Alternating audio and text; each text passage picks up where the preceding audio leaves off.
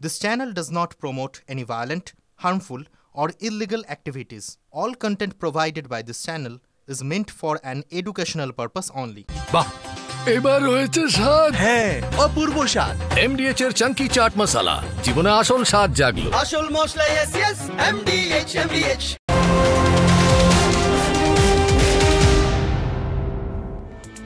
নমস্কার, দেখছেন টিভি 9 বাংলা। দুপুরে সুপার প্রাইম টাইমে ফুল অ্যান্ড ফাইনাল নিয়ে আপনাদের সঙ্গে আমি অনির্বাণ, আর আমার সঙ্গে রয়েছেন আমার সহকর্মী শুভজিৎ। শুভজিৎ, আজ শুরুতেই ফুল অ্যান্ড ফাইনালে আমরা কি খবর দেবো? একদম শুরুতেই যে খবর দেবো সেটা খবরের থেকেও বেশি একটা প্রশ্ন। তিনি তৃণমূল কংগ্রেস কর্মী, যার ভালো নাম নঈম আলী আনসারি, যাকে এ যাবৎ শোনা যাচ্ছে সেই বাম আমল থেকে সবাই নেপালি নামেই চিনত। সেই নেপালি তিনি নাকি তার বাড়িতে মজুত রাখা অস্ত্র ভাড়ায় খাটাতেন। প্রশ্ন হচ্ছে, কারা তার থেকে টাকার বিনিময়ে অস্ত্র নিতেন? পানিহাটির এই তৃণমূল কর্মীর বাড়িতে অস্ত্র ভাণ্ডারে এই চাঞ্চল্যকর তথ্য সামনে আসছে, যেটা অনেকগুলো প্যারালাল প্রশ্নকে সামনে নিয়ে আসছে। সূত্র মারফত আমরা জানতে পারছি, কোনো দুষ্কৃতীর যদি আগ্নেয়াস্ত্র লাগতো, মানে ভাবুন দুষ্কৃতীর আগ্নেয়াস্ত্র লাগলে তারা এই নঈম আলী আনসারির শরণাপন্ন হতেন, আর তাহলেই কাজ হাসিল হয়ে যেত। টাকার বিনিময়ে তারা তাদের কাছ থেকে, মানে নঈম আলীর কাছ থেকে, তাদের বললাম তার কারণ একা নঈমের পক্ষে এই নেক্সাস চালানো সম্ভব ছিল না বলেও আমরা জানতে পারছি। তার অনেক সাগরেদও রয়েছে। এটা একটা টিম ওয়ার্ক বলে তারা দিনের পর দিন কাজ করত। ভাড়ার টাকা, সেই টাকা হাতে পেলে অস্ত্রগুলো দুষ্কৃতীদের হাতে নঈম আলী আনসারি তুলে দিত। আর এই বিষয়টি খতিয়ে দেখা হবে। পুলিশ এতদিন পরে জানতে পেরেছে বলে জানা যাচ্ছে, খতিয়ে দেখা হবে। পুলিশ এই মুহূর্তে যথেষ্টই অ্যাক্টিভ হয়ে গিয়েছে। আমার সহকর্মী অনন্ত এই মুহূর্তে আমার সঙ্গে রয়েছেন। অনন্তের সঙ্গে কথা বলবো। অনন্ত, আমি জানতে চাইবো যে এই প্রশ্নটাই করবো যে কিছুক্ষণ আগেও তোমার সঙ্গে যখন কথা হচ্ছিল, বাম আমল থেকে নাকি, মানে বোঝাই যাচ্ছে কবে থেকে এই নেপালি ওরফে নেপালি এই কাজটি করছে, পুলিশ এত দেরিতে জানতে পারলো, এত তৎপরতা এখন দেখাচ্ছে। এটা কি কেন্দ্রীয় স্বরাষ্ট্রমন্ত্রী এসে ওই হুঙ্কার দেওয়ার পর এটা কি আফটার এফেক্ট, যে যদি শান্তিপূর্ণভাবে ভোট করা যায়, হিংসাহীন ভোট করা যায়, তাহলে তৃণমূলের জমানত বাজেয়াপ্ত হতে পারে? এটা কি তার আফটার এফেক্ট? দেখো, যেটা এখনো পুলিশ পুরোটাই একদম কনফার্ম হয়নি। পুলিশ কিন্তু তারা তদন্ত শুরু করেছে। দেখো, এই বাম আমল থেকে কিন্তু এই নেপালি সূত্রপাত, অর্থাৎ বাম আমল থেকে নেপালি সে টিটাগড় থানা, ব্যারাকপুর থানা, খড়দা থানা, কামারহাটি, এই সমস্ত সে পুরো তার দখলে ছিল। অর্থাৎ সে সেখানে ত্রাস করতো, সেখানে সে রাজত্ব করতো এই নেপালি। যেই বাম জমানা চলে গেল, তখন তৃণমূল জমানায় এলো, তখন তৃণমূলে হয়ে গেল। দেখো, এরা দল পাল্টালে, রাজনীতি পাল্টালে এরা কিন্তু পাল্টায় না। এরা কিন্তু আবার সেই জায়গায় আবার রয়ে গেল নেপালি। সেখানে যেটা জানা যাচ্ছে, তৃণমূলের যে কাউন্সিলর তার ঘনিষ্ঠ, তার সাথে আমরা ছবিও আমরা পেয়েছি যে তৃণমূলের কাউন্সিলরের সাথে ঘনিষ্ঠতা। আবার তিনি বলছেন, কাউন্সিলর অস্বীকার করছেন, তিনি আবার বলেও ফেলছেন যে কয়েকটা প্রোগ্রামে তার সাথে দেখা হতে পারে, এইটুকু। কিন্তু যেটা বিজেপি উল্টো তারা অভিযোগ করছেন যে একসাথেই তারা রাজনীতি করে, একসাথেই তাদের সে তো বুঝলাম অনন্ত, সেটা বুঝলাম, যেটা তুমি যেরকমটা বললে সেটা বুঝলাম। কিন্তু এক্ষেত্রে আমি তোমার কাছে আসবো, কিন্তু এক্ষেত্রে একটা প্রশ্ন আমি জানতে চাইবো, যে পুলিশ তাকে এখন খুঁজছে, হন্যে হয়ে খুঁজছে, সেই পুলিশ এতদিন ধরে জানতো না, মানে তাদের প্রচ্ছন্ন মদতেই চল, নাহলে একজন এলাকা এতদিন ধরে ত্রাস, সবাই জানে, পুলিশ জানে না, হতে পারে? ডিসি সেন্ট্রাল কি বলছে একবার শোনাবো। আমরা তদন্ত করে দেখবো কি এই ঘটনার সঙ্গে কোথায় থেকে আর্মস নিয়ে এলো, কারা দিল, কেন এর কাছে আর্মসটা রাখা ছিল, আর এরকম কারা কারা এর সঙ্গে যুক্ত আছে। বেশি ভাড়া দিত, পিস্তল ভাড়া দিত, এবং ক্রাইমকে যারা করতে থাকে thank you for the information. এটা নিয়ে আমরা খুঁটিয়ে বের করবো। আপনি কিছু পেয়েছেন তো? আমার কাছে এরকম ইনফরমেশন আছে নি। আপনারা যে কিছু থাকে, আপনার most welcome to help with investigation. বেশ, আমি আরও একবার যাবো আমার সহকর্মী অনন্তর কাছে। অনন্ত, যে প্রশ্নটা করছিলাম, যে পুলিশ এই মুহূর্তে হন্যে হয়ে খুঁজছে, সেই পুলিশ তার মানে এতদিন ধরে প্রচ্ছন্নে প্রশ্রয়ও দিচ্ছিল, এটা তো অস্বীকার করার কোনো জায়গা নেই। দেখো, একদমই যেটা তুমি বলেছো একদমই সঠিক। কিন্তু পুলিশ কিন্তু অলরেডি 10 দিনের পুলিশ হেফাজতে নিয়ে নেপালিকে জিজ্ঞাসাবাদ শুরু করেছে। নেপালি কাকে কাকে এই আর্মস দিত, অর্থাৎ এই অস্ত্র সরবরাহ করতো, টাকার বিনিময় করত, কত টাকা নিত, আর এই অস্ত্র কোথায় তারা কাজে লাগাতো, এমনটাই কিন্তু পুলিশ তদন্ত শুরু করেছে। ডিসি সেন্ট্রাল কালকে কিন্তু যেটা আমাদের জানিয়েছেন যে তারা তদন্ত করে দেখছেন এই তদন্তে কি উঠে আসে তার সময় বলবে। আপাতত তোমায় আমি ধন্যবাদ জানাচ্ছি, কারণ এই মুহূর্তে আমাদের সঙ্গে দুজন অতিথি রয়েছেন, আমি তার সঙ্গে পরিচয় করবো। আমার সঙ্গে রয়েছেন তৃণমূল নেতা বৈশ্বনাথ চট্টোপাধ্যায়, রয়েছেন বিজেপি নেতা প্রীতম দত্ত। আমি প্রথমে বৈশ্বনাথ বাবুর কাছে। বৈশ্বনাথ বাবু, জানা যাচ্ছিল বাম আমলের সময় তিনি নাকি বামেদের ঘনিষ্ঠ, এখন নাকি তৃণমূল কংগ্রেস ঘনিষ্ঠ, কিন্তু দীর্ঘদিন ধরে এত কিছু জানা গেল কিন্তু পুলিশ কোনো ভূমিকা নিল না। দিনের পর দিন সেই এলাকার ত্রাস, পুলিশের কাছে সেই খবর থাকা সত্ত্বেও পুলিশ ব্যবস্থা নেয়নি, এখন হঠাৎ তড়িঘড়ি এখনো ব্যবস্থা। গোটা বিষয়টা, এই ক্রোনোলজিটা আপনি কিভাবে দেখছেন বৈশ্বনাথ বাবু? আসলে পুলিশের স্পোক্সম্যান হলে আমি পুলিশের কথাটা বলতাম, পুলিশ কিভাবে তদন্ত করবে সেটা তো পুলিশের ব্যাপার। আমি আপনাকে শুধু স্মরণ করিয়ে দিতে চাই যে সিপিএম এর আমলে লালবাজার হেডকোয়ার্টার পুলিশের, কলকাতা পুলিশের, তার ঢিলছোড়া দূরত্বে রশিদ খানের ডেরাতে বোমা বিস্ফোরণে 100 জনের মৃত্যু হয়েছিল, মনে আছে? আপনি স্মরণে থাকলে নিশ্চয়ই এটা মনে করতে পারবেন। সেটা লালবাজারের সব বড় কলকাতা পুলিশের টপ অফিসাররা বসতেন, কিন্তু তারপরেও সেখানে এরকম ধরনের ঘটনা ঘটেছিল। মানে সেই প্যাটার্ন আপনারা ক্যারি করছেন বলতে চাইছেন? মানে সেই ঘটনার ধারাবাহিকতা বজায় রাখছেন মানে এই আমলে, সেই কারণে বললেন বামেদের তুলনা টানলেন? মানে আপনি তো প্রশ্নের পরে প্রশ্ন করে যাবেন, উত্তরটা তো আপনাকে আমার সংশয় থাকলে আমি বারবার জিজ্ঞেস করব। আমাদের এখানে এই ঘটনায় যে করেছে, ঘটনার সঙ্গে জড়িত, তাকে পুলিশ গ্রেপ্তার করেছে, হেফাজতে নিয়েছে। এবার হেফাজতে নিয়ে তদন্ত করবে। যদি পুলিশ তাকে যে ঘটনা পজিশন থেকে তার বাড়ি থেকে পেয়েছে, এরপরে তদন্তে যেটা উঠে আসবে পুলিশ তার ব্যবস্থা নেবে। তাকে অ্যারেস্ট করেছে, পুলিশের কাছে তো অ্যাম্পেল অপরচুনিটি আছে, সোর্স দিয়ে তারা খুঁজে বার করবে যে বাম আমল থেকে তিনি আর্মস ক্যারি করছেন বা আর্মস রাখছেন, এখনো কেন রাখতেন, কি জন্য রেখেছেন, পুরোটাই আসবে। আপনি তার সাথে যোগ করার চেষ্টা করলেন যে বিজেপি একটা আশা করছে যে ভোটের সময় এরা জিতবে। তো আপনি বলুন না, 2016-তে কেন্দ্রীয় বাহিনী দিয়ে নির্বাচন হয়েছে, 2019-এ কেন্দ্রীয় বাহিনী দিয়ে নির্বাচন হয়েছে, 2021-এ কেন্দ্রীয় বাহিনী। কোনো কারণে বৈশ্বনাথ বাবুর সঙ্গে যোগাযোগ আমাদের বিচ্ছিন্ন হলো। এর মাঝে আমি একবার প্রীতম বাবুর সঙ্গে কথা বললাম। প্রীতম দত্ত বিজেপির মুখপাত্র আমাদের সঙ্গে রয়েছেন। প্রীতম, আপনাদের প্রতিক্রিয়া প্রাথমিকভাবে যেভাবে অভিযুক্ত নঈমের সঙ্গে নাম জড়িয়েছে পানিহাটির তৃণমূল বিধায়ক নির্মল ঘোষের? তো আপনার একটা কথাই বলবো যে জিহাদিরা, মুসলমান জিহাদিরা সিপিএম এর জন্য ভোট করাতো, তারাই ট্রান্সফার হয়ে এখন তৃণমূলে চলে গেছে। সেই শৌকত মোল্লা থেকে শুরু করে, শাহজাহান শেখ থেকে শুরু করে, জাহাঙ্গীর থেকে শুরু করে, এবং এই নঈম আলী ওরফে নেপালি, অল সেম। যেদিন থেকে বুদ্ধ বলে দিল খারিজি মাদ্রাসায় জঙ্গি পেদা হয়, আস্তে করে সরে গেল ভোটটা মমতা ব্যানার্জির কাছে।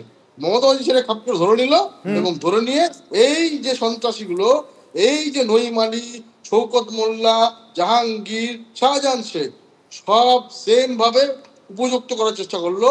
তারা তাদেরকে মরিউরতে পরিণত করলো, তৃণমূলের জমানা, তারাই ভোট লুট করলো। প্রীতম আমাদের সঙ্গে থাকুন। বৈশ্বনাথ বাবুকে যদি আমরা যোগাযোগ করতে পেরে থাকি, বৈশ্বনাথ বাবু আপনিও আমাদের সঙ্গে থাকুন, কন্টিনিউ করুন প্লিজ। শুভজিৎ, কলকাতায় ফিরলেন অভিষেক বন্দ্যোপাধ্যায়, এবার কি অনুব্রতের বিরুদ্ধে আরো কড়া পদক্ষেপ করবে তৃণমূল? আইসিকে কদর্য ভাষায় হুমকির পরই অনুব্রতকে নিয়ে কঠোর অবস্থান নিয়েছিল তৃণমূল। দলের নির্দেশে ক্ষমা চাইতে হয় বীরভূমের তৃণমূলের প্রাক্তন সভাপতিকে। আমি কথা বলবো সরাসরি, আমার সঙ্গে রয়েছেন বীরভূম থেকে আমাদের অ্যাসিস্ট্যান্ট এডিটর তন্ময় প্রামাণিক। তন্ময়, অনুব্রতের বিরুদ্ধে আরেকটু কড়া হবে দল, আরেকটু শক্ত হবে, এমন কোনো সম্ভাবনা কথা কি শোনা যাচ্ছে, বিশেষ করে অভিষেক বন্দ্যোপাধ্যায় ফেরার পর? দেখো, একেবারেই সেই সম্ভাবনা ক্রমশ স্পষ্ট হয়ে উঠছে। দুটো তিনটে বিষয় বললে তুমি বুঝতে পারবে, সেই বিষয় স্পষ্ট হয়ে উঠছে। কিছুক্ষণের মধ্যে হয়তো তথ্য সহ সেই খবর আমরা দর্শকদের দেখাতে পারবো। গত 3 দিনে সোম, মঙ্গল, বুধ, আজকে এখনো পর্যন্ত জেলার বেশিরভাগ নেতা বললেও কম বলা হবে, প্রায় সকলেই একমাত্র সুদীপ্ত ঘোষ নামে কোর কমিটির মেম্বার ছাড়া অনুব্রত মণ্ডলের খোঁজ খবর কেউ রাখছেন না। দেখতে যাওয়া দূরের কথা, বাই ফোনেও নয়। ফলে বুঝতে পারা যাচ্ছে প্রত্যেকেই দলের সিদ্ধান্ত কী হবে সেটা আঁচ করতে পেরে আস্তে আস্তে নিজেদেরকে দূরত্ব তৈরি করছেন, সরে যাচ্ছেন। 1, 2 নম্বর হচ্ছে এই জেলাতে যে বিরোধী গোষ্ঠী রয়েছে তারা উৎফুল্ল হয়ে রাস্তায় নেমে পড়েছেন। 3 নম্বর বিষয়, কোর কমিটি থেকে বাদ দেওয়া হতে পারে সেই সিদ্ধান্ত এই জেলার একাধিক জায়গায় আনাচে কানাচে ঘুরে বেড়াচ্ছে। কোনো বিধায়ক বা শীর্ষ নেতৃত্ব তাদের কেউ কেউ যেটা বলছেন যে হয় দিন দশেকের মধ্যে কিংবা একটু সময় নিয়ে রাজনৈতিকভাবে ডানা ছেটে ফেলা হবে। ইতিমধ্যেই যেটা করা হয়েছে 3টে বিষয়। এক, তার অনুগামী বিক্রম আজকে ভোরবেলায় লুকিয়ে লুকিয়ে পুলিশকে পুলিশের সামনে গেছিল, যে অনুব্রত হয়ে গলা ফাটিয়েছিল ফেসবুকে, আপাতত তাকে সাসপেন্ড করে তার সমস্ত পদ কেড়ে নেওয়া হয়েছে, তার বাবাও সেটা স্বীকার করে নিয়েছেন। 2 নম্বর হচ্ছে অনুব্রতর এখানে যে ডাক্তার সার্টিফিকেট দিয়েছিলেন সেই সার্টিফিকেট নিয়ে কিন্তু আজকে তদন্ত শুরু হয়ে গিয়েছে। আর 3 নম্বর বিষয়, পুলিশ এই মুহূর্তে প্রস্তুত বাড়িতে গিয়ে মোবাইল সিজ করা এবং বাড়ি থেকে জিজ্ঞাসাবাদ করা হবে কিনা সেটারও একটা বিকল্প প্রস্তুতি নিয়ে রাখছে পুলিশ। অর্থাৎ তিনি এলে একরকম, তিনি না এলে আর এক রকম। সেই তন্ময় তুমি আমাদের সঙ্গে থাকো তন্ময়। এই মুহূর্তে যে বড় খবর আমরা ব্রেক করতে চলেছি, আমি শুভজিৎ, এই মুহূর্তে যে বড় খবর আমরা ব্রেক করতে চলেছি, তন্ময় আমাদের সঙ্গে থাকো। শুভজিৎ, সেই বড় খবরটি আমার মানে জানা উচিত। এই মুহূর্তে সব থেকে বড় ব্রেকিং খবর, একসঙ্গে 2টো চাকরি করেন অনুব্রত মণ্ডলকে মেডিকেল সার্টিফিকেট দেওয়া চিকিৎসক হিটলার চৌধুরী। একসঙ্গে 2টো চাকরি করেন হিটলার চৌধুরী অনুব্রত মণ্ডলকে, যিনি মেডিকেল সার্টিফিকেট দিয়েছেন। কিভাবে বিস্তারিত জানবো, আমার সঙ্গে রয়েছেন আমাদের অ্যাসিস্ট্যান্ট এডিটর বীরভূম থেকে রয়েছেন তন্ময় প্রামাণিক। তন্ময়, কিভাবে একসঙ্গে 2টো চাকরি করেন হিটলার চৌধুরী? তিনি তো ইতিমধ্যেই সরকারি চিকিৎসক, রামপুরহাটের বিএমওইচ। দেখো, সেটাই আমরা বুঝতে পারছি না। পুরো হিটলারি আচরণ কি? জার্মানির যে হিটলারের গল্প আমরা ইতিহাস বইয়ে পড়েছি, দ্বিতীয় বিশ্বযুদ্ধের সময় পড়েছি, সেই হিটলারের মতোই কি এই আচরণ? এই হিটলার চৌধুরী চিকিৎসক কি করে 2খানা চাকরি একসাথে করেন হিটলার? এই প্রশ্নই আজকে কিন্তু উঠে আসছে। TV9 বাংলার কাছে এক্সক্লুসিভ সেই তথ্য রয়েছে। হিটলার চৌধুরী চীনের একটি মেডিকেল কলেজ থেকে পাশ করেছিলেন, তারপর রাজ্য মেডিকেল কাউন্সিলে তার নাম নথিভুক্ত করান, তারপর তিনি রামপুরহাট 1 নম্বর ব্লক প্রাথমিক স্বাস্থ্যকেন্দ্রের সেখানকার বিএমওইচ, সেখানে তিনি চাকরি করেন। তারপরেও তিনি আবার স্যালারি নেন, চাকরি করেন শান্তিনিকেতন মেডিকেল কলেজ হাসপাতালে। একজন ব্যক্তির 2টো চাকরি সরকারি কোন নিয়মে? এই প্রশ্নই করছেন একাধিকজন। স্বীকার করে নিয়েছেন শান্তিনিকেতন মেডিকেল কলেজ কর্তৃপক্ষ যে ডাক্তার হিটলার চৌধুরী নামে তাদের এখানে একজন আরএমও আছেন, মানে রেসিডেন্সিয়াল মেডিকেল অফিসার। আরও ভয়ঙ্কর তথ্য, রেসিডেন্সিয়াল মেডিকেল অফিসার হিসেবে হিটলার চৌধুরী চিকিৎসকের চাকরি করেন শান্তিনিকেতন মেডিকেল কলেজ হাসপাতালে। কিভাবে, কোন আইনে সরকারি হাসপাতালের একজন চিকিৎসক, সরকারি একজন কর্মী, সরকারি একজন আধিকারিক, একজন সরকারি চিকিৎসক, যে নামে হিটলারকে অভিহিত করা হোক না কেন, এই হিটলার চৌধুরী আরেকটি মেডিকেল কলেজের যে হাসপাতাল সেখানে আরএম হিসেবে চাকরি করছেন, সেখান থেকে স্যালারি তোলেন। স্বীকার করে নিয়েছেন সেই হাসপাতালের যারা রয়েছেন, সেই হাসপাতাল কর্তৃপক্ষ, তারা বলেছেন আমরা কিছু জানি না। হিটলার চৌধুরী নামে একজন এসেছিলেন। তন্ময় আমাদের সঙ্গে থাকো। তুমি যেভাবে কথা বলেছিলে মলয় পিটের সঙ্গে, অর্থাৎ হিটলার চৌধুরী যে মেডিকেল কলেজ হাসপাতালে চাকরি করেন, হিটলার চৌধুরী বিএমওইচ হওয়া সত্ত্বেও যে প্রাইভেট বেসরকারি হাসপাতালে যে তিনি চাকরি করেন এবং সেখানে আরএমও পদে চাকরি করেন বলে দাবি করছেন মলয় পিট, সেই কথোপকথন আপনাদের শোনাবো। হিটলার চৌধুরীও তো সরকারি অফিসার বিএমওইচ, আপনাদের প্যাডে সই করে মেডিকেল সার্টিফিকেট দিয়েছে, আপনি কি কিছু খবর পেলেন? আমার কথা হচ্ছে কে কোথায় কাজ করে সেনার বেকার, আমার আরএমও, আমার এখান থেকে স্যালারি যায়, আমার এখানে তিনি 8টার সময় ডিউটিতে ছিলেন, উনি সার্টিফিকেট দিয়েছেন, তদন্ত হচ্ছে। আমরা এটকে এবং ইমেজ সাহেবকে জানিয়ে দিয়েছি যে এরকম তথ্য শুনছি, আপনারা জানাবেন। আমার আইনগত কোনো প্রবলেম নেই, আমি ওনার ব্যাপার ওনার কি করবেন, ঠিক আছে? মানে নর্মাল ওয়েতে যেমন ডাক্তারবাবুরা জয়েন করেন শান্তিনিকেতন মেডিকেল কলেজ বা যে কোনো বেসরকারি, সেটা না ভুল হয়ে যাচ্ছে। শান্তিনিকেতন মেডিকেল কলেজে সেটা প্রফেসররা থাকে, একটা হসপিটাল পাত আলাদা, হসপিটাল পাত আরএমওরা, এমনি টিচাররা, এরা সব যারা আছে তারা আছে, এগুলো হচ্ছে 5টা ডিগ্রি হ্যান্ড।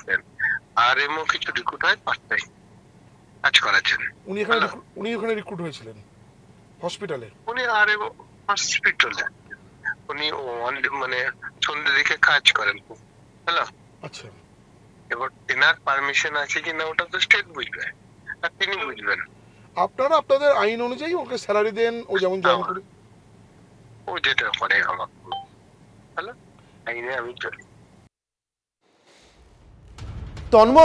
তন্ময় আশফাকুল্লাহ নাইয়ার নামে তৃতীয় কোনো ব্যক্তি পোস্টার ছাপালে সেখানে আশফাকুল্লাহ নাইয়ার শিক্ষাগত যোগ্যতা কি লেখা হচ্ছে, তিনি সেই শিক্ষাগত যোগ্যতা অর্জন করেছেন নাকি অর্জন করবার জন্য পড়াশোনা করছেন, এই নিয়ে পুলিশ তদন্ত শুরু করে, ডেকে পাঠায়। একজন সরকারের ঘর থেকে টাকা নেওয়া বেতনভুক সরকারি কর্মচারী বিএমওইচ, তিনি আরেকটি প্রাইভেট মেডিকেল কলেজ হাসপাতালে আরএমও হিসেবে পার্ট টাইম প্র্যাকটিস করেন এবং টাকা নেন, সেখান থেকে তার স্যালারি যায়, পুলিশ জানতে পারে না? দেখো, পার্ট টাইম নয়, তিনি সেখানে চাকরি করেন as a residential medical officer. এখন যে তথ্য বেরিয়ে আসছে সেটা আরও ভয়ঙ্কর। সরকারি হাসপাতালে থাকার সময় তিনি নাকি এই প্রাইভেট মেডিকেল কলেজ হাসপাতালে চলে আসেন এবং সেখানে আরএমওর দায়িত্ব পালন করেন, স্যালারি নেন। খুবই ভয়ঙ্কর তথ্য। সরকারের এবার কি পদক্ষেপ করে সেটাই এখন দেখার, আমাদের সেটার জন্য অপেক্ষা করতে হবে। যেখানে তুমি আশফাকুল্লাহ নাইয়া বললে, এর আগে আরও অনেক চিকিৎসকের বিরুদ্ধে সামান্যতম অভিযোগ, তাকে সাসপেন্ড করে বসিয়ে রেখে ট্রান্সফার করে দেওয়া হয়েছিল অন্যত্র, ও তারপরে দেখা গেল তার কোনো দোষ নেই, যে ভিজিলেন্স সেই রিপোর্ট দিল তিনি নিট অ্যান্ড ক্লিন। আর এখানে বারে বারে প্রমাণ করছি আমরা, সোমবার দিন টিভি9 বাংলা যে খবর দর্শকদের কাছে এক্সক্লুসিভলি ব্রেক করেছিল, টিভি9 বাংলা দর্শকরা দেখেছিলেন, টিভি9 বাংলা সেই খবর ব্রেক করেছিল যে হিটলার চৌধুরী কে। এই হিটলার চৌধুরী একজন সরকারি আধিকারিক। আমরাই প্রশ্ন তুলেছিলাম সেই প্যাড দেখিয়ে যে কি করে তিনি অনুব্রত মণ্ডলকে মেডিকেল সার্টিফিকেট দিচ্ছেন বেসরকারি হাসপাতালে প্যাডে, তারপর থেকে নিখোঁজ, অথচ প্রতিদিন অ্যাটেন্ডেন্স পড়ছে। মানে আরও একটা অপরাধ বলা চলে, হাসপাতালে দেখা যাচ্ছে না, তার অফিস রুমে দেখা যাচ্ছে না, মানে বিএমওইচের যে চেয়ার, সেই চেয়ার দিন, মানে এটা বোধহয় আসলে একটা অভ্যেস তন্ময়, তার কারণ উনি তো আরএমও হিসেবে বসে থাকেন ওই প্রাইভেট বেসরকারি হাসপাতালে, আর ওনার অ্যাটেন্ডেন্সটা যেভাবে পড়ে যায় সরকারি হাসপাতালে প্রত্যেক দিনের মতো, সেই অভ্যেস মতোই বোধহয় পড়ে যাচ্ছে। এবার উনি যে নেই, এড়িয়ে চলছেন, পালিয়ে গিয়েছেন, এগুলো সম্ভবত যারা ওনার হয়ে অ্যাটেন্ডেন্সটা দিয়ে যায় তারা বোধহয় এখনো জানতে পারেনি বা কমিউনিকেটেড হতে পারেনি এখনো পর্যন্ত। ধন্যবাদ তন্ময়। আপাতত আমাদের অ্যাসিস্ট্যান্ট এডিটর তন্ময় প্রামাণিক সরাসরি ছিলেন বীরভূম থেকে আমাদের সঙ্গে। শুভজিৎ, পরের খবর বীরভূম। তুমি যতবারই অ্যাটেন্ডেন্স কে কারোর হয়ে দিয়ে যায় বলছিলে, ততবারই আমার অনুব্রত মণ্ডলের কন্যার কথা মনে পড়ছিল। তার অ্যাটেন্ডেন্স কিভাবে তখন হয়ে যেত সেটা নিয়ে তিনিও বারবার বলেছিলেন। এই অ্যাটেন্ডেন্স মানে কে কাকে কখন কিভাবে অ্যাটেন্ড করবে রাজ্যে সাম্প্রতিককালে নানা ঘটনা, যেমন ধরুন অনুব্রত মণ্ডল, তিনি আইসির সঙ্গে ফোনে কথা বলছেন, ফোনে হুমকি দিচ্ছেন, তার অ্যাটেন্ডেন্স হিসেবে কাজ করলেন যিনি, তিনি আবার বললেন কি তার সাগরেদ হিসেবে বিক্রমজিৎ সাউ, যার নাম, তিনিও ওই আইসিকে তিনি হুমকি দিলেন, সেই ভিডিও তিনি পোস্ট করলেন। কত সাহস ভাবুন একবার। অনুব্রত মণ্ডল ঠিক যেই সাহসে বলছিলেন যে ফোন রেকর্ড করা হচ্ছে আমরা জানি, আজ তার থানায় যাওয়ার কথা ছিল বিক্রমজিতের, তিনি গিয়েছেন, কিন্তু যখন যাওয়ার কথা ছিল তার অনেকটা আগে গিয়েছেন। অনুমান করা হচ্ছে যে তিনি সাংবাদিকদের এড়ানোর জন্য, তাদের প্রশ্ন এড়ানোর জন্য গিয়েছেন। তো সেই জায়গা থেকে আমার সহকর্মী হিমাদ্রির কাছে যাব। হিমাদ্রি, অনুব্রত মণ্ডল তিনি বারবার তলব করা সত্ত্বেও হাজিরা দিচ্ছেন না, শারীরিক অসুস্থতার কারণ দেখাচ্ছেন। আরেকজন তিনি এতটাই অনুগত, এই প্রসেসে এতটাই অনুগত, তিনি প্রায় 5 ঘন্টা আগে চলে গেলেন। এই ব্যাপারটা একটু বুঝতে অসুবিধা হচ্ছে। কি জানতে পারলে, কি শুনলে এই বিষয়টা নিয়ে, যে এত আগে তিনি কেন গেলেন? দেখো, এত আগে তিনি গেলেন কেন? কারণ যখন তাকে ডাকা হয়েছিল বেলা 11টার সময় না গিয়ে তিনি সকালবেলা 7 সকালে 6টার সময় সিউড়ি থানায় চলে গেলেন এবং সিউড়ি থানায় গিয়ে হাজিরা দিয়ে চলে এলেন। সেখানে তাকে 1.5 ঘন্টা জেরাও করা হয়ে গেল। কিন্তু এই প্রশ্ন উঠছে, তিনি এত অ্যাডভান্স, এত অনুগত হয়ে সিউড়ি থানায় আগের থেকে কেন গেলেন? তাহলে কি সাংবাদিকদের মুখোমুখি হবেন না বলেই? কারণ সাংবাদিকরাই তার যে ফেসবুক লাইভ সেটা জনসমক্ষে এনেছে, সেখান থেকেই বিপাকে পড়ে গেছেন, তার নামে মামলা রুজু করা হয়েছে। আর সে কারণেই কি নতুন করে সংবাদ মাধ্যমের মুখোমুখি তিনি হতে চাইছেন না? তিনি এটাও খুব ভালো করে জানেন, সংবাদ মাধ্যমের মুখোমুখি হলে তার বিভিন্ন বিষয় আবার সংবাদ মাধ্যমের প্রকাশ্যে চলে আসতে পারে। সে কারণেই কি সংবাদ মাধ্যমকে এড়াচ্ছে? এটা একটা অনুমান। খুব সংক্ষেপে আমি আরো দুটো জিনিস জেনে নিতে চাইবো। এক হচ্ছে তার মোবাইল ফোন বাজেয়াপ্ত করা হয়নি, এখনো হবে, সেই বিষয়ের সূত্রের মারফত জানা যাচ্ছে। এটা একটু বলো। আরো একটা বিষয়, জামিন অযোগ্য ধারায় মামলা থাকা সত্ত্বেও আপাতত ছাড়, এটা কোন বার্তা, এটা কোন আইনি বার্তা? দেখো, পুলিশের পক্ষ থেকে আমরা যখন জিজ্ঞাসা করেছিলাম নির্দিষ্ট কোনো অফিসারকে, তিনি বলছেন যে তার যে মোবাইল ফোন সেটা এখনো পর্যন্ত সিজ করা হয়নি, যদিও সেই ফোনকে নাকি থানাতেই রাখা হয়েছে, কিন্তু পুলিশের পক্ষ থেকে এখনো জমা নেওয়া হয়নি অফিসিয়ালভাবে। পরবর্তী ক্ষেত্রে সেই ফোন সিজ হতে পারে। পাশাপাশি তাকে জিজ্ঞাসাবাদ করা হয়েছে এবং জিজ্ঞাসাবাদে তিনি বিভিন্ন তথ্য দিয়েছেন, বিভিন্ন নথি তুলে ধরেছেন পুলিশের কাছে, সেইগুলিকে যাচাই করা হচ্ছে। সেইগুলিকে যাচাই করে পুলিশ দেখবে যে লিটন বাবুর বিরুদ্ধে যা বলছিলেন সেই নথিগুলো দিয়েছেন, জানতে পারছো? লিটন বাবুর বিরুদ্ধে যে কথাগুলো তিনি বলছেন সেই ধরনের কোনো নথি তিনি বলছিলেন না যে আমার কাছে সব প্রমাণ আছে, দেখিয়ে দেবো, সেই প্রমাণগুলো কি দিয়েছেন, জানো কিছু? দেখো পুলিশ সূত্রে জানতে পারছি যে একাধিক নথি নাকি তিনি দিয়েছেন। লিটন বাবুর বিরুদ্ধে যিনি যেটা বলছিলেন সেটা তিনি পুলিশকে দিয়েছেন কিনা সেটা এখনো পর্যন্ত প্রকাশ্যে আসেনি, যেহেতু পুলিশের পক্ষ থেকে সেভাবে কোনো সাংবাদিক সম্মেলনও করা হয়নি, অথচ তিনি সকালে এসে সংবাদ মাধ্যমকে এড়িয়ে সেখান থেকে চলে গিয়েছেন। কিন্তু প্রশ্ন উঠছে তাকে যেভাবে তিনি ভোরবেলায় এলেন, তথ্য দিলেন, চলে গেলেন, পুরো বিষয়টাই একটা লুকোচুরির মতো খেলা হয়ে গেল। আর সে কারণেই কিন্তু তিনি সংবাদ মাধ্যমে একদমই গোটা বিষয়টা অনেকটাই লুকোচুরির পর্যায়ে পৌঁছে গিয়েছে এবং লুকোচুরির পর্যায়ে পৌঁছে দিয়ে সময়ের সঙ্গে সঙ্গে উত্তর মিলবে আমরা আমাদের দৃঢ় বিশ্বাস। কিন্তু এই ঘটনা আরো বেশ কয়েকটা প্রশ্নকে কিন্তু অনির্বাণ সামনে নিয়ে আসছে। যদি একটু হেয়ালি করে বলে যদি এরকম ভাবে বলা যায় যে কেষ্টরবাসী কি এবার কাজলের হাতে চলে গেল, তার কারণ ডেরার রাস বীরভূমের বাঘ যে হারাচ্ছেন এটা দল আগের থেকেই সেই আভাস দিয়ে রেখেছে। সাম্প্রতিকতম এই মুহূর্তে অনুব্রত মণ্ডলের পরিচয় বলতে হয় শুধু কোর কমিটির সদস্য ছাড়া আর সদস্য, এবং সেটাও আছে না যাচ্ছে, থাকছে না কতক্ষণ থাকছে সেটা নিয়েও কিন্তু রীতিমতো সংশয় তৈরি হয়েছে অনুব্রত মণ্ডলের এই সাম্প্রতিক কীর্তির পর।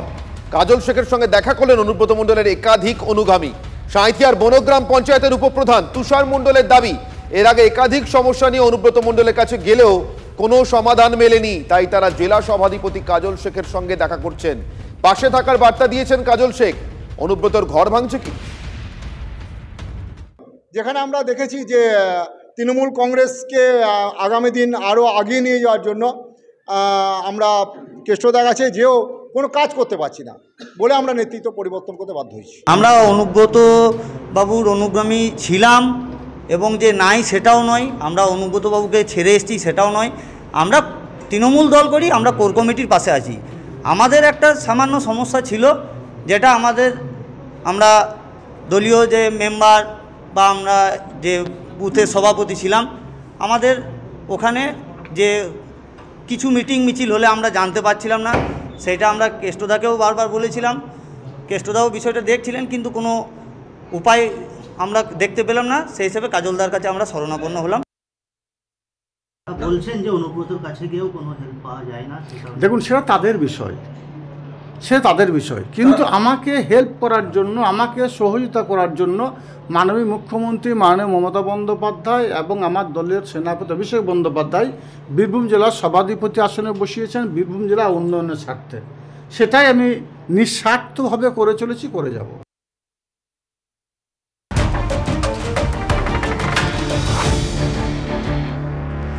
এই মুহূর্তে যে ব্রেকিং খবরে চোখ রাখবো, ভোট পরবর্তী হিংসা মামলায় রাজ্যকে তুলোধনা সুপ্রিম কোর্টের। বীরভূমেরই 5 তৃণমূল কর্মীর জামিন খারিজ করে তৃণমূল ও পুলিশকে সুপ্রিম তোপ। ভোট পরবর্তী হিংসা, গণতন্ত্রের শিকড়ে গভীর আঘাত। শুধুমাত্র বিজেপি করার অপরাধে নৃশংস আক্রমণ করা হয়েছে। আক্রান্ত স্ত্রীকে বিবস্ত্র করে হেনস্থার অভিযোগের পরেও কোনো পদক্ষেপ করেনি পুলিশ। মন্তব্য বিচারপতি বিক্রম নাথ ও বিচারপতি সন্দীপ মেহতার ডিভিশন বেঞ্চের। কথা বলবো, আমাদের সঙ্গে রয়েছেন দিল্লি থেকে আমাদের প্রতিনিধি জ্যোতির্ময় কর্মকার। জ্যোতি, জানতে চাইবো তোমার কাছ থেকে জ্যোতির্ময়, যে ঠিক কি নির্দিষ্টভাবে বলা হয়েছে সুপ্রিম কোর্টের তরফ থেকে এবং এই মামলা কিভাবে কোন পরিপ্রেক্ষিতে এসেছিল সুপ্রিম কোর্টে? দেখো, 2021 নির্বাচনের পরবর্তী ক্ষেত্রের ঘটনা এবং ঠিক এই ঘটনার পরেই যারা আক্রান্ত তারা থানায় যায়, তারা থানায় এফআইআর দায়ের করতে যায়। কিন্তু সেই সময় অভিযোগ যে তাদের এফআইআর তো নেওয়া হয়নি, বরং সরাসরিভাবে তাদেরকে জানানো হয় যে তারা যেন এলাকা ছেড়ে পালিয়ে যায়। এই ঘটনার পরে আমরা দেখেছি যে এই নির্বাচন পরবর্তী হিংসার ঘটনার জল গড়িয়েছিল কলকাতা হাইকোর্ট পর্যন্ত এবং কলকাতা হাইকোর্ট তারা সিবিআই তদন্তের নির্দেশ দিয়েছিল। সিবিআই যখন তদন্ত করতে শুরু করে তখন প্রথম এফআইআর দায়ের করা হয় এবং এই যে বীরভূমের যে ব্যক্তিরা রয়েছে তাদেরকে গ্রেপ্তার করা হয় এবং তাদের গ্রেপ্তারি হয় 2022 সালে। 2023 সালের জানুয়ারি এবং এপ্রিলে কলকাতা হাইকোর্টের ডিভিশন বেঞ্চ এদেরকে জামিন দিয়ে দেয় এবং তারপরেই সুপ্রিম কোর্টের দ্বারস্থ হয় সিবিআই। এবং এই সুপ্রিম কোর্টে দ্বারস্থ হওয়ার কারণ কি? তার কারণ এরা বেরোনোর পরে তারা যে নিম্ন আদালতে এই মামলার যে শুনানি চলছিল, চার্জশিট পেশ হয়ে গিয়েছে, তারা কোনো শুনানিতে তারা কখনো আসেনি। তারা আদালতকে সম্পূর্ণভাবে এড়িয়ে যাচ্ছে। তদন্তকারী সংস্থার সঙ্গে তারা আর কোনো রকম কোঅপারেশন করছেন না। অপর দিক থেকে দাঁড়িয়ে যারা আক্রান্ত হয়েছিলেন, সেই আক্রান্তদের মধ্যে একজনের স্ত্রীকে বিবস্ত্র করে ঘোরানো হয়েছিল। তিনি নিজের গায়ে কেরোসিন ঢেলে যখন আত্মহত্যার চেষ্টা করেন তখন এই অভিযুক্তরা পালিয়ে যায়। এই ঘটনার পরবর্তী ক্ষেত্রে তারা আবার নতুন করে ভয় পেতে শুরু করেন, কারণ অভিযুক্তরা তারা বাইরে বেরিয়ে পড়েছেন। এই পরিস্থিতির কথা যখন সামগ্রিকভাবে আদালতের সামনে তুলে ধরা হয়, সুপ্রিম কোর্টের সামনে তুলে ধরা হয়, বিচারপতি বিক্রম নাথ এবং সন্দীপ মেহতা তারা স্পষ্টভাবে বলেন যে এই ধরনের ঘটনা গণতন্ত্রের শিকড়ের গভীরে গিয়ে আঘাত করা হয়েছে, নৃশংস আক্রমণ করা হয়েছে। পুলিশ প্রশাসনের ভূমিকা নিয়ে প্রশ্ন করা হয় যে যারা এই ক্ষেত্রে অপরাধী তাদের যে সরাসরিভাবে পুলিশের সঙ্গে যোগাযোগ রয়েছে, পুলিশ প্রশাসনের ওপর তাদের প্রভাব রয়েছে, তাও কিন্তু আদালত স্বীকার করে নেয়, অর্থাৎ সওয়াল পর্বে তারা স্বীকার করে নেয়। এবং তাই সেই প্রেক্ষিতেই 5 জন অভিযুক্ত যারা তৃণমূল কর্মী তাদের জামিন খারিজ করে দেওয়া হয়েছে এবং সুপ্রিম কোর্টের এই গুরুত্বপূর্ণ পর্যবেক্ষণ তৃণমূল এবং পুলিশের বিরুদ্ধে সামনে এসেছে। অনেক ধন্যবাদ জ্যোতির্ময়। কথা বলছিলাম নয়াদিল্লি থেকে আমাদের প্রতিনিধি জ্যোতির্ময় কর্মকারের সঙ্গে। আমি বৈশ্বনাথ বাবুর কাছে সংক্ষিপ্ত প্রতিক্রিয়া নেব। বৈশ্বনাথ বাবু, সুপ্রিম কোর্টে আজকে বীরভূমে যে ঘটনা ঘটেছে আপনি শুনলেন এতক্ষণ পর্যন্ত, আপনি নিজে একজন আইনজীবী, আমার মনে হয় না আপনাকে আমার আর ব্যাখ্যা করার কোনো প্রয়োজন আছে। আমি আপনার প্রতিক্রিয়া চাইবো বৈশ্বনাথ বাবু ঘটনা সম্পর্কে। আমি প্রায় 15 মিনিট ধরে আপনার এই কথোপকথন শুনছিলাম, আপনার বিভিন্ন বিষয়ে আপনার মতামত এবং আপনার যারা চ্যানেলের লোক তাদের মতামত দিচ্ছিলেন। আমি শুধু একটা কথা বলবো যে প্রতিবার নির্বাচন আসে, নির্বাচনে বিরোধীরা পরাজিত হয়, পরাজিত হয়ে তারা বলে আমাদের উপরে আক্রমণ হয়েছে, বলে তারা মামলা করে শাসক দল বা তৃণমূল কংগ্রেসের লোককে চেষ্টা করে যে জনসমক্ষে হেয় করার জন্য। আমি আপনাকে একটা কথা বলছি, হাইকোর্ট একজনকে জামিন দিয়েছে, সুপ্রিম কোর্ট সেই জামিন খারিজ করেছে। হাইকোর্টের থেকে উচ্চতর আদালত, দেশের সর্বোচ্চ আদালত হলো সুপ্রিম কোর্ট। সুপ্রিম কোর্ট যদি কারুর জামিন খারিজ করেন, সেক্ষেত্রে সুপ্রিম কোর্ট বুঝেছে যে এদেরকে জামিন দেওয়া যাবে না, রাখা যাবে না, তাই খারিজ করেছেন। এই ব্যাপারে আমার সুপ্রিম কোর্টের ব্যাপারে আমার রায় না দেখে আমি কোনো মতামত দিতে পারবো না।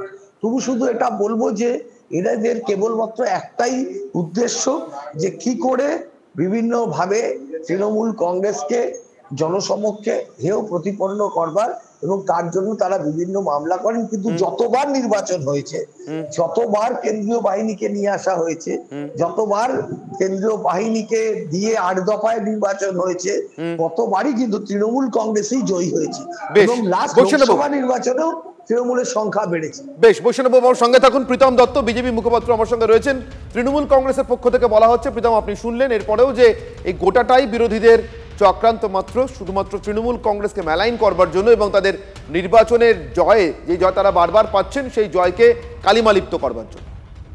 একটু আগে তোমাকে বললাম না যে সিপিএম এর হারমাত্রা এখন তৃণমূলের সম্পদ, তৃণমূলের জিহাদি হারমাত্রা এখন তৃণমূলের সম্পদ। তোমার এর আগে সিপিএম এর জন্য এটা ভোট করাতো এবং এখন তৃণমূলের জন্য করায়, এবং ভোট করাতে গিয়ে ডেমোক্রেসিকে বারবার এটা গলা টিপে হত্যা করছে। আমরা বলছি না, হাইকোর্টে বলেছে যেখানে আইনের শাসন নেই, শাসকের নিজস্ব আইন চলে। সেই জিনিসটা আজকে সুপ্রিম কোর্টে প্রমাণিত হয়ে গেল। তাও একজন আইনজীবী হিসাবে বৈশাদা কিভাবে নিজেকে ডিফেন্ড করছে। আরে ভোটে জিতলে কাউকে মেরে ফেলার কোনো রকম কোনো ছাড়পত্র দেওয়া হয় না, ভোটে জিতলে চুরি করার ছাড়পত্র দেওয়া হয় না, ভোটে জিতলে চাকরি চুরি করবো সে ছাড়পত্র দেওয়া হয় না, ভোটে জিতলে জিহাদিদের দ্বারা হিন্দু জেনোসাইড করবো সে ছাড়পত্র দেওয়া হয় না। প্রীতম সঙ্গে থাকুন, বৈষ্ণব বাবু আপনিও আমাদের সঙ্গে থাকুন। সংসদের ভিতরে বা বাইরে দেশের সংবিধান তার আদৌ যে পালন যাকে বলে, সেই সংবিধানের অধিকারগুলোকে পালন করার ক্ষেত্রে এই দলগুলোর কি আদৌ কোনো রুচি আছে? না হলে আমি এই মুহূর্তে দেখতে পেলাম আমরা শুভজিৎ এক ইসলামপুর থেকে, ওই নির্দিষ্ট অঞ্চল থেকে কত শ্রমিক, শিশু শ্রমিক কলকাতাতে এসে কাজ করছেন। আমরা 2-3 জনের সঙ্গে কথা বলতে পারলাম হয়তো, কিন্তু এরকম ওখানে আর কতজন আছে আমাদের সত্যি জানা নেই। অনির্বাণ যে প্রশ্নটা তুললো এই মুহূর্তে, এই ঘটনা এই প্রশ্নটাকে আরো অনেকটাই প্রকট করছে। অন্যদিকে জয়নগরের দিকে তাকাতে হবে, তার কারণ সেখানেও বিক্ষোভ। জয়নগরের প্রতিবাদীকে পিটিয়ে খুনের যে ঘটনা, সেই ঘটনার অভিযোগ, সেই অভিযোগে অভিযুক্তদের অবিলম্বে গ্রেফতারের দাবিতে বিক্ষোভ। 13 জনের নামে এফআইআর দায়ের করা হয়েছে, কিন্তু মাত্র 2 জনকে গ্রেফতার করা হয়েছে। বাকি 11 জন অভিযুক্তকে গ্রেফতার করতে হবে, দ্রুত গ্রেফতার করতে হবে, এই দাবি জানিয়ে সেখানকার মানুষজন তারা হাতে প্ল্যাকার্ড নিয়ে বিক্ষোভ প্রদর্শন করছেন। সেখানে দেখতে পাচ্ছেন আপনারা ছবি, বকুলতলা এলাকা, এবং সেখানে দীর্ঘদিন ধরে মদ গাঁজার আসর বসে। পুলিশকে বারবার জানিয়েও কোনো লাভ হয়নি। তাদের এই বিক্ষোভের পর পুলিশ নড়েচড়ে আদৌ বসেছে কিনা জানবো। আমার সহকর্মী অভিজ্ঞান সেখানে রয়েছেন। অভিজ্ঞান, এই বিক্ষোভ প্রদর্শনের পর এখনো পর্যন্ত পুলিশের ভূমিকা কি? কোনো রকম আশ্বাস বা কোনো রকম পদক্ষেপ? কারণ 13 জনের নামে এফআইআর, মাত্র 2 জন গ্রেফতার, বাকি 11 জন কোথায়? দেখো তোমাকে এই প্রশ্নটা, তুমি যে আমাকে যে প্রশ্নটা করলে, এই প্রশ্নটা কিন্তু আমরা বারুইপুরে পুলিশ সুপারকে গতকাল প্রশ্নটা করেছিলাম। মূলত ঘটনার দিন যেদিন মারা যায় সায়েম খান, বকুলতলা থানা এলাকার বুইজবাটি গ্রামের যে যুবক, সেই খুনের ঘটনায় পরিবার সুনির্দিষ্টভাবে 13 জনের নাম এফআইআর করেছিল। পুলিশ 2 জনকে গ্রেপ্তার করেছে, কুতুবুদ্দিন লস্কর, মোক্তার লস্কর। গ্রামবাসীরা, পরিবার, তারা দাবি করেছে যে বাকি 11 জন তারা কোথায়, এখনো পর্যন্ত যেহেতু তাদেরকে গ্রেপ্তার করতে পারেনি, সেই কারণেই দোষীদেরকে দ্রুত গ্রেপ্তার করতে হবে, সেই দাবি নিয়ে আজকের যে বুইজবাটি যে গ্রাম রয়েছে, রূপনগর যে গ্রাম রয়েছে, যেখানে পিটিয়ে মারা হয়েছে সায়েম খানকে, সেই জায়গায় রাস্তায় রীতিমতো তারা বসে তারা বিক্ষোভ দেখায়, গাছের গুঁড়ি ফেলে দেয়, এমনকি আগুন জ্বালিয়ে সেখানে বিক্ষোভ দেখাতে শুরু করে। যদিও বকুলতলা থানা পুলিশ ওসি নিজে ঘটনাস্থলে যায় এবং বাকি দোষীদেরকে গ্রেপ্তার করা হবে দ্রুত, এই আশ্বাস তাদেরকে দেওয়া হয়। তারপর তারা কিন্তু সেই বিক্ষোভ এবং অবরোধ তারা তোলে। কিন্তু প্রশ্ন উঠেছে, 3 দিন হতে চলেছে, এখন পর্যন্ত এতজন সেখানে অভিযুক্ত, সেখানে পরিবার আমাদেরকে দাবি করেছিল যে 50 জনের মতন হামলাকারী সেখানে তারা লাঠিসোঁটা নিয়ে তারা হামলা চালিয়ে মারধর করে এবং পিটিয়ে মারে। তারপরে সুনির্দিষ্টভাবে যেখানে 11 জনের নাম পরিবার সেখানে অভিযোগ দায়ের করে, এখনো পর্যন্ত কেন বাকিরা গ্রেপ্তার হলো না? আর সেই দাবি নেই মূলত আজকে পরিবার। আপাতত তোমাকে ধন্যবাদ অভিজ্ঞান, আমাদেরকে বিস্তারিতভাবে এই ছবিটা আমাদের চোখের সামনে তুলে ধরবার জন্য। আমাদের দর্শকদের সামনে ক্ষোভে ফুঁসছে জয়নগর, মদ্যপানের প্রতিবাদ করায় 32 বছরের যুবককে পিটিয়ে খুন করে ফেলার পর পুলিশের কাছে লিখিত অভিযোগে 15 জনের নাম থাকলেও মাত্র 2 জন গ্রেফতার হয়েছে। যদিও এলাকার বাসিন্দাদের দাবি অন্তত 50 লোক সেদিন চড়াও হয়েছিল ওই যুবককে পিটিয়ে খুন করবার সময়। আজকের বিক্ষোভ আমরা দেখাচ্ছি কেন? কালকের পুলিশ 2টো আসামি তুলেছে, বকুলতলা থানার পুলিশ তুলে তাদেরকে জামাই ষষ্ঠী করছে থানার মধ্যে, ঠান্ডা পানি খাওয়াচ্ছে, বিস্কিট খাওয়াচ্ছে। তার সত্ত্বেও দুবার হুমকি আসছে, একটা করে মারবো, 2টো করে আসামি ধরবে। পুলিশ মেন আসামি ধরলো না কেন? বকুলতলা থানার পুলিশ কি করছে? এটা আমরা জবাব চাই। আমরা শান্তিভাবে আছি, আমরা রাস্তায় বসে থাকবো যতক্ষণ না মেন আসামি বকুলতলা থানার পুলিশ ধরবে। পুলিশ এসে বলছে তোমরা যদি এইভাবে আন্দোলন করো তাহলে আমরা কিচ্ছু করবো না, আমরা বসে থাকবো, তোমরা আন্দোলন চালিয়ে যাও, আমরা কোনো স্টেপ নেবো না, আর কোনো আসামি ধরবো না। 13 জন এফআইআর নেম ছিল, ওর মধ্যে আমরা 2 জন নাম হচ্ছে কুতুবুদ্দিন লস্কর এবং মোক্তার লস্কর, এরা এফআইআর নেম পারসন। এনাদেরকে আমরা অ্যারেস্ট করি, আমরা ওখানে পুলিশ পিকেট রেখে আমরা এনশিওর করি ইনভেস্টিগেশন যেন ঠিকঠাকভাবে হয়। আর আমরা এনশিওর করব যারা প্রাকৃতিক দোষী আছে ওদের যেন কঠোর থেকে কঠোর শাস্তি হয়। ওনারা এসে কমপ্লেন যখন দিতে বলা হয়েছিল, ওনারা কিন্তু এই প্রতিবাদ করতে গিয়ে যে মারপিট কিংবা ঝামেলা হয়েছে এটা কিন্তু ওই সময় ওনারা বলেননি।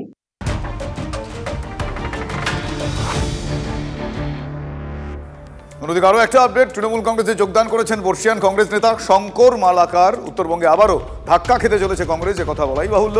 তৃণমূলে যোগদানের ইঙ্গিত পেতেই শঙ্করকে সব পদ থেকে সরিয়ে দেয় কংগ্রেস। দার্জিলিং কংগ্রেসের সভাপতি পদ থেকেও অপসারিত শঙ্কর মালাকার। হ্যাঁ, শঙ্কর মালাকার আমাদের দীর্ঘদিনের নেতা, আমার সাথে খুবই ভালো সম্পর্ক ছিল। উত্তরবঙ্গে যখনই যেতাম শঙ্কর মালাকারের সহযোগিতা পেয়েছি।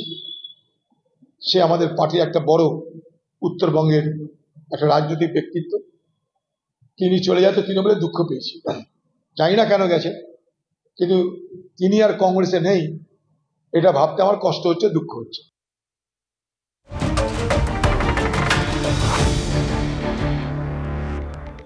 অন্যদিকে বীরভূমে ঘাসফুল শিবিরে ভাঙন, বিজেপিতে যোগ দিলেন তৃণমূল সমর্থকরা। 3 দিন জুড়ে মহামিছিলের পরও শেষ রক্ষা হলো না। অনুব্রতকে নিয়ে টানাপোড়েনের মধ্যেই সিউড়িতে প্রায় 150 তৃণমূল পরিবারের বিজেপিতে যোগদান। বিবেক থাকতে তৃণমূল করা যায় না, দাবি বিজেপিতে যোগ দেওয়া তৃণমূল সমর্থকদের।